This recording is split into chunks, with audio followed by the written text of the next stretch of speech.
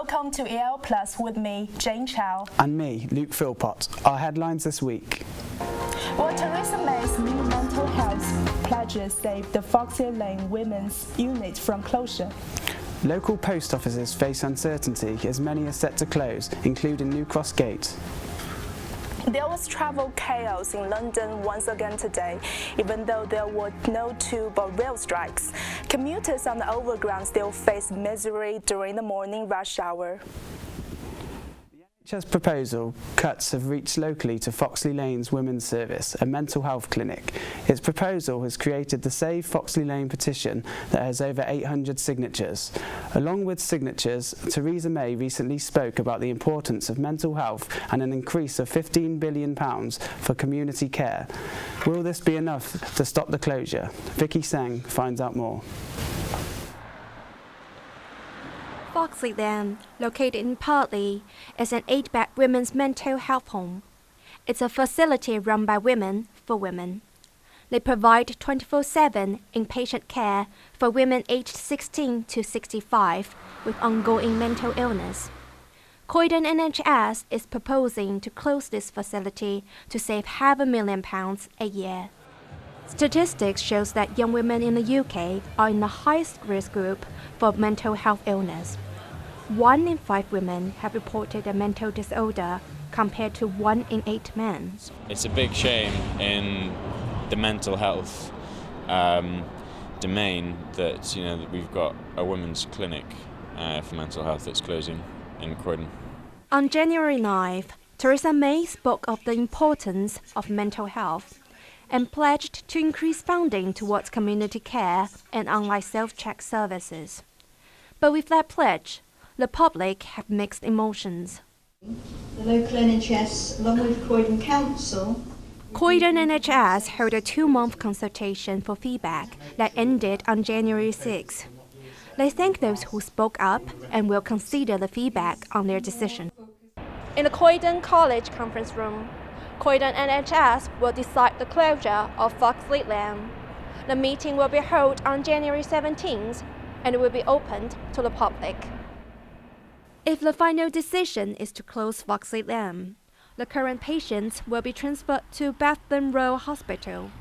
Vicky, Croydon, ELL Plus.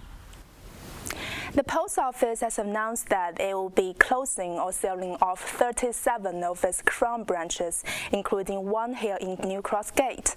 These branches will now rely on finding a business partner to keep them running, leaving many users and employees facing uncertainty. Lucarelli reports. New Cross Gate Post Office faces possible closure as the company announces it will be sold off in the coming months. The Post Office says this and 36 other Crown branches across the country, including Stamford Hill and Stoke Newington, will be offered up as franchises to potential buyers in an effort to cut costs. They said that they would do their utmost to ensure that all staff were properly informed and that jobs would be saved. However, staff here said that they were only informed yesterday and that there's uncertainty about how the process will go forward. The Communication Workers Union has estimated that this move will cost 300 jobs, but it's yet to be seen what form the move will take. Local customers said they were also uneasy about the decision. They told us they're worried the changes could have a negative effect on the service or lead to increased costs. All they want to do is make a business. They want to profit out of it. Like the government recently sold London probation services to an American firm, and they've just turned it into a business. It's not to help people. Anything. All they're looking at is annual profit. So it's just the government who's getting rid of things to get rid of their debt or something like that, I suppose. It's going to be difficult because we're so used to this. You know what I'm saying? But everything is being franchised anyway. A lot of buses being franchised, a lot of business. You know what I mean? So that's how life is going to be. You have to do what we live in. Last year, the Post Office announced that 93 other branches would be closed or sold off. The Communication Workers Union says that since the beginning of last year, 2,000 Post Office jobs have been lost. As the Post Office searches for a franchise partner, it's an uneasy wait for the employees here. Luke Radcliffe, New Cross, ELL Plus. Chou. London commuters have once again experienced severe delays on the capital's overground train services. At many stations, passengers were unable to get on trains because of the severe overcrowding. The delays were caused by a faulty train at Canada Water.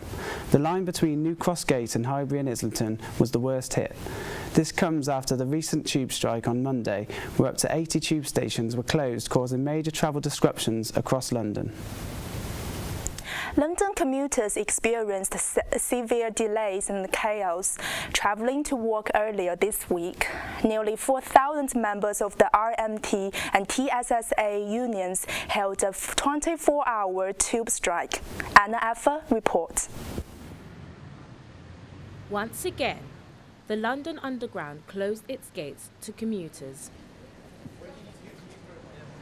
Around 4 million passengers were forced to find alternative ways of travelling to work. Passengers were held at a standstill in the few remaining open stations. London Mayor Sadiq Khan said, "I share the deep frustration of millions of commuters whose journeys have been disrupted, all because of a completely unnecessary strike." I think they could have made a very good point by keeping the gates and everything open and let people carry on with their lives, keeping industry and the tourists and everything else that's important to this town, keep them going and not charge the customers. Therefore, TfL would soon actually do something to address it. We need a good transport system, and if they're cutting jobs, then it's going to make the system worse. In London's financial hub, many businesses were affected. The dispute has not been settled, leaving open the possibility of yet more travel disruption. Efah, ELL+. And now, over to Evgeniya Dolina with a roundup of today's local stories. An iconic street art wall in Shoreditch is now under threat. The wall forms part of the remains of a demolished railway arch. Hundreds of world-famous street artists have left their mark on this railway brickwork, which has raised £100,000 for charity over the last 5 years. But the wall may only survive for another 3 months. A new £715 million development of offices and luxury apartments will be built on the site. The developers initially wanted the street artists gone by the end of the last year, but they are now letting them stay until March 31st. The future of the wall is yet unknown. The South London singer Ray BLK is the winner of the BBC's prestigious Sound of 2017 award. Every year, the BBC announces their picks for the coming year's hottest name in music, and this year the 21-year-old singer topped the list. Ray BLK told ELL+ that she's particularly proud to be a part of this year's list as it's full of so much talent. She said, "Everything is surreal. I'm living the dream." Local businesses have been badly affected by the Southern Railway strike. There have been 2 strike days so far this week, with a 3rd planned for Friday. As a result, shops and restaurants have suffered a fall in the number of customers. Millwall Football Club might have to leave their home in South Bermondsey if Lucian Council decides to resell the area to an offshore property developer renewal. The final vote on the issue was due to take place on Wednesday, but was postponed until February. This is the 3rd time the council has cancelled the meeting in the last 5 months. Meanwhile, the Lions have just beaten a Premier League team, Bournemouth, on their home ground in the 3rd round of the FA Cup. Earlier, I spoke to Millwall's fans to find out what they think of the possible relocation. I think it's wrong because Millwall is a South London club and has been since 1885. And the beauty about Millwall is that it's just so local, so moving to Kent is really, it's really sad, isn't it? Yeah. We want Millwall to stay here in Surrey Quays, so moving to Kent is just a really bad idea. We'll lose, some of the fans that are currently here, unfortunately. Thank you, Evgeniya. Coming up after the break, our sports correspondent Mayfair Busby updates us on the current situation at Millwall Football Club.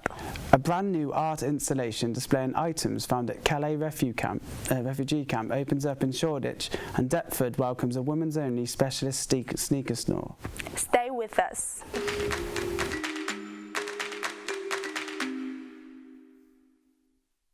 Earlier in the programme, we heard about the continuing controversy over Millwall Football Club.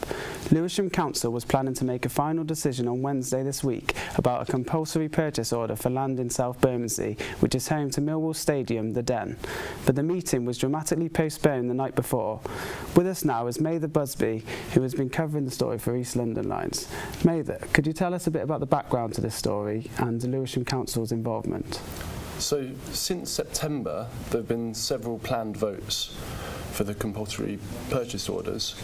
In September, it was approved by Lewisham Council Cabinet, and then it was held up by the Overview and Scrutiny Committee because they had some concerns about deliverability, the fact Renewal had never attempted a project of this size, the tax status of Renewal.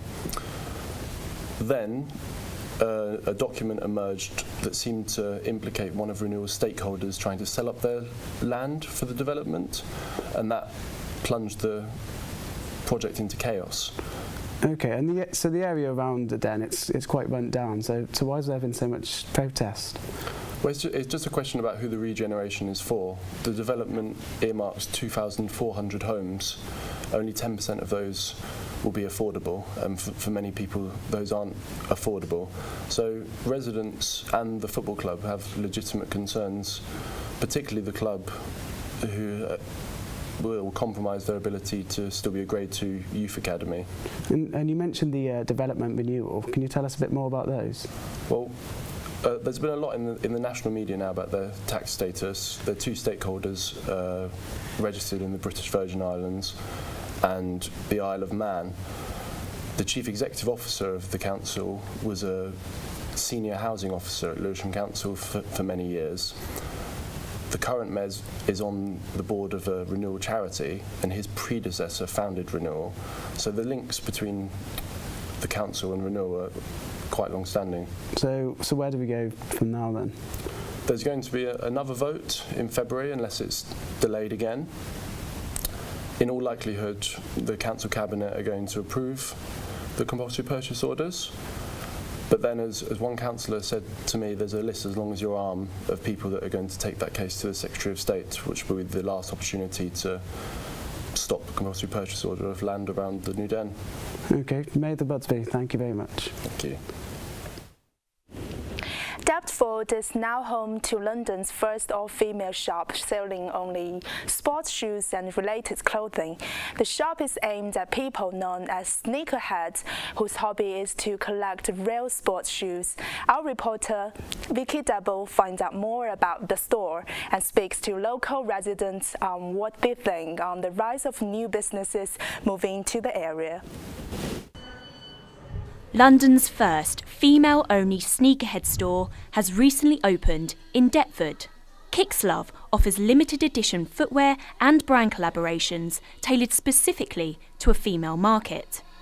There isn't a female sneakerhead store in London, but there is in other European cities, so for that reason I wanted to create the first for London.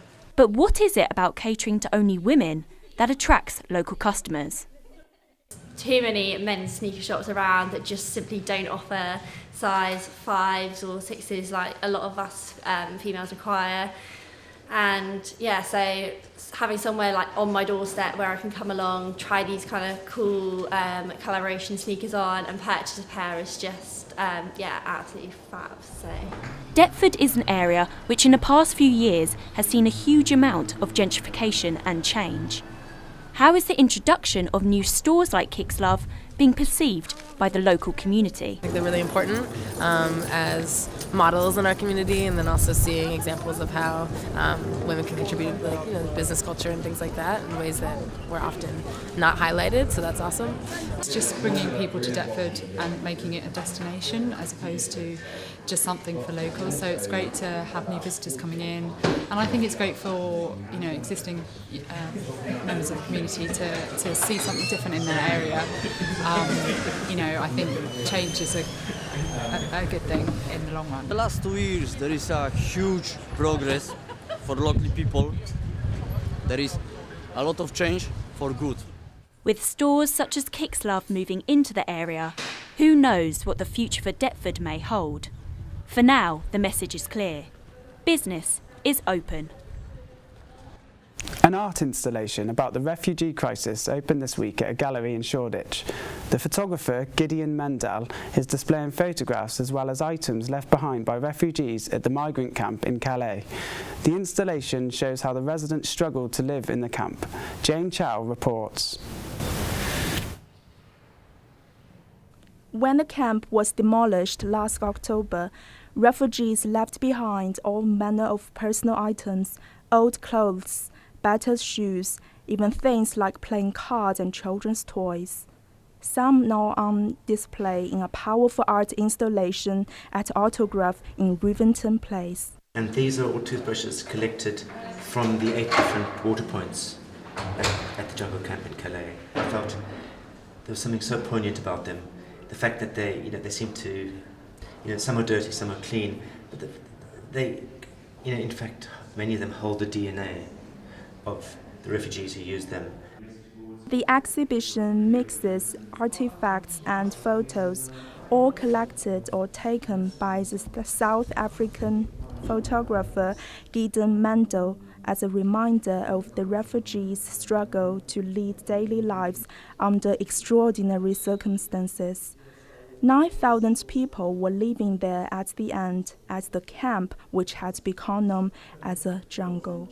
There's been lots of debate and controversy about the word. It's much used. The word is much used by both residents and people who've worked there. It's also been described as being a kind of a racist word, and lots of media don't use it as if people there are monkeys living in the jungle.